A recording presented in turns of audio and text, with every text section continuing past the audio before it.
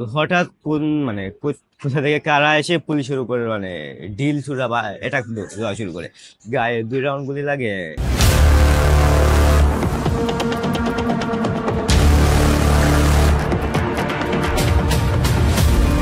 আমি শাহজায়েদ আহমেদ, বাসা সিলেটে, সিলেট শহরেই। আমি মূলত একজন স্টুডেন্ট। আর আমি যে আহতটা হই ওটা 4 আগস্ট এই দুপুর 12টার দিকে এমন টাইমে।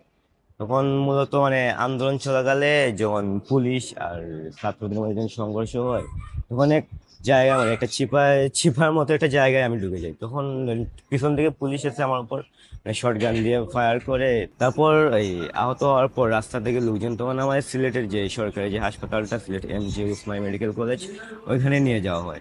তো এখানে যে পরিস্থিতিটা এমন আসছিল, খুবই ভয়াবহ, প্লাস যে আমাদের চিকিৎসাটাও ঠিকমতো দিতেছিল না।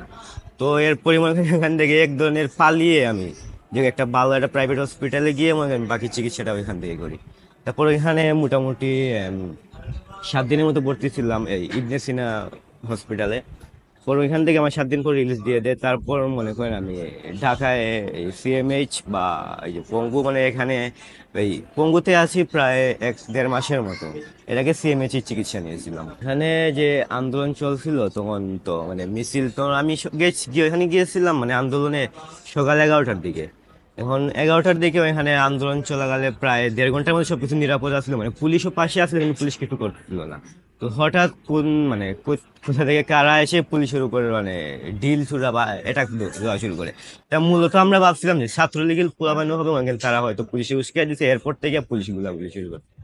মানে ওইখানে এই পুলিশ আমাদের সাথে যখন পুলিশের সংঘর্ষ হয়, প্রায় আধা ঘন্টার মতো মনে করেন আমরা মানে আমরা মানে পুলিশ আমাদেরও ফায়ার করছিল বা টিয়ার শেল যেগুলো আছে, ওইগুলা দিয়ে পুলিশ আমাদের কি করছিল, আমাদের অ্যাটাক করছিল আর কি।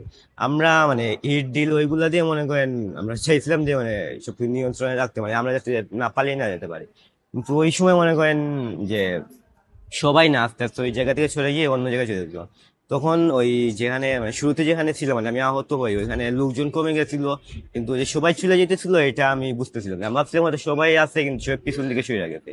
কিন্তু আমি ফ্রন্ট লাইনে আসছিলাম। তো তারপর যখন ইয়ে পুলিশ জন যে গাড়ি যে আছে না, সাদা সাদা যে একটা গাড়ি আছে না, ওইটা নিয়ে যখন পুলিশ মানে পুলিশ স্পিডে যখন চলে আসে না, তখন সবাই দৌড়ে নিরাপদ স্থানে গেছিল। কারণ আমিও জানি একটা গলির দিকে একটা চিপা জায়গা আছে, ওইখানে ঢুকে গেছিলাম। আমি না আর কয়েকজন ঢুকছিলাম।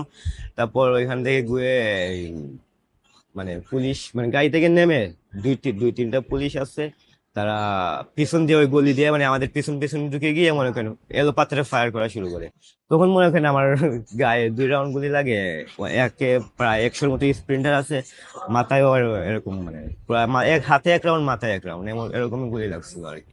আমি স্টুডেন্ট, ক্লাস 10-এ, তখন ক্লাস 9-এ পড়তাম, বর্তমানে ক্লাস 10-এ আছি, নিউ 10-এ।